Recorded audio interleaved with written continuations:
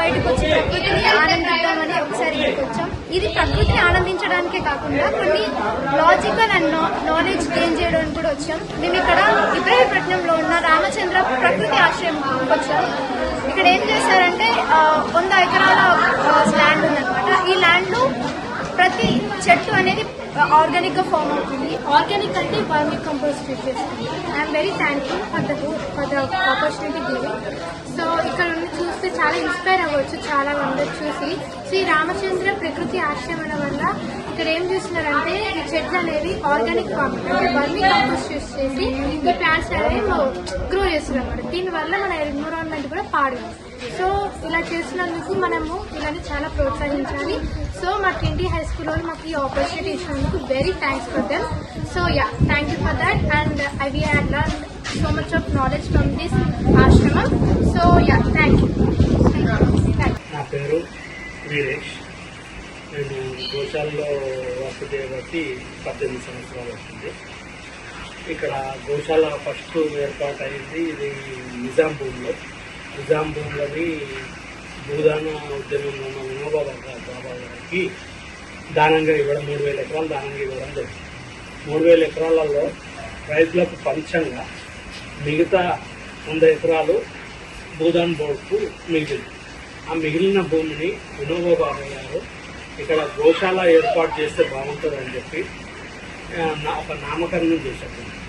తర్వాత సివి చారి గారు చైర్మన్ గారు ఉండేది. అతను 1976లో ఈ గోశాల ట్రస్ట్ మీద 144 ఎకరాలు గోశాల ట్రస్టుకు ఇవ్వడం జరిగింది. ఇచ్చిన తర్వాత దీన్ని గోశాల పెడదామని వాళ్ళు చాలా ప్రయత్నం చేశారు. సివి చారి గారు వాళ్ళు భూదాన బోర్డు నుంచి ఒక ట్రస్ట్ ఏర్పడి దీన్ని గోశాల పెడదామని నిర్మిద్దామని అనుకున్నారు. కానీ వారు ఎవరి వల్ల కాలేదు. 2000 సంవత్సరంలో డాక్టర్ గున్నా రాజేందర్ రెడ్డి గారు ఇక్కడికి విజిట్ చేసి దీన్ని అంతా పరిశీలించి దీన్ని ఇక్కడ గోశాల నిర్మాణం చేస్తే చాలా బాగుంటుంది అని అంటే దానికి సివి చారి గారు సపోర్ట్ చేసి సరే మీరు చూడండి దీన్ని గోశాలలో పెట్టండి అంటే అప్పుడు 2004 నుంచి రాజేందర్ రెడ్డి గారు దీన్ని గోశాల దాని గురించి ప్రయత్నం చేస్తే 2004లో ఇక్కడ ఫస్ట్ పునాది నిర్మాణం చేయడం జరిగింది. ఇక్కడికి రానికే కనీసం బాట కానీ ఇలాంటి వనరులు కానీ ఏమి లేకుండా అడవి ఇది మొత్తం. దాన్ని రాజేందర్ రెడ్డి గారు 2004లో ఇక్కడ ఫస్ట్ ఒక బాట ఏర్పాటు చేసి దీనికి ఒక పునాది రాయి వేసి నామకరణం చేసి గోశాల ట్రస్ట్ ఇక్కడ పెట్టుకున్నాం, గోశాల ఇక్కడ నిర్మించాలి అని చెప్పి ఫస్ట్ సివి చారి గారితో ఇక్కడ ఒక కొబ్బరికాయ కొట్టించి ఫస్ట్ ఒక బోర్ వేశారు. బోర్ వేస్తే బోర్లో పుష్కలమైన నీళ్ళు వచ్చాయి. ఆ తర్వాత దాన్ని మెల్లమెల్లగా డెవలప్మెంట్ చేసుకుంటూ వచ్చారు. తర్వాత 2006లో అంబదాస్ గారు మహేశ్వరం అంబదాస్ గారు వచ్చి దీన్ని గున్నా రాజేందర్ రెడ్డి గారి ఆధ్వర్యంలో మహేశ్వరం అంబదాస్ గారు మొత్తం దీన్ని ఇన్ఛార్జిగా తీసుకొని దీన్ని ఇక్కడ డెవలప్మెంట్ చేయడం జరిగింది. దీన్ని డెవలప్మెంట్ చేస్తుంటే తర్వాత మెల్లమెల్లగా ఒక్కొక్కటి నిర్మాణం చేపట్టడం జరిగింది. ఆ నిర్మాణంలో భాగమే ఫస్ట్ ఇక్కడికి ఒక గోశాల ఏర్పాటు చేసినప్పుడు 100 ఆవులు వచ్చినాయి.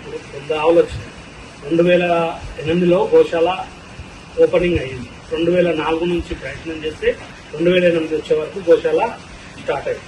ఆ తర్వాత గోశాల స్టార్ట్ అయిన తర్వాత మెల్లమెల్లగా పబ్లిక్ రావడం స్టార్ట్ అయింది. పబ్లిక్ రావడం స్టార్ట్ అవుతుంటే ఫస్ట్ ఇక్కడ లేబర్స్ ఉన్న వాళ్ళు ఒక 5 మందితో స్టార్ట్ చేసినాం. తర్వాత మెల్లమెల్లగా ఇప్పుడు ప్రస్తుతం ఇక్కడ ఒక 30 నుంచి 40 మంది జీవనోపాధి పొందుతుంది ఇక్కడ మొత్తం.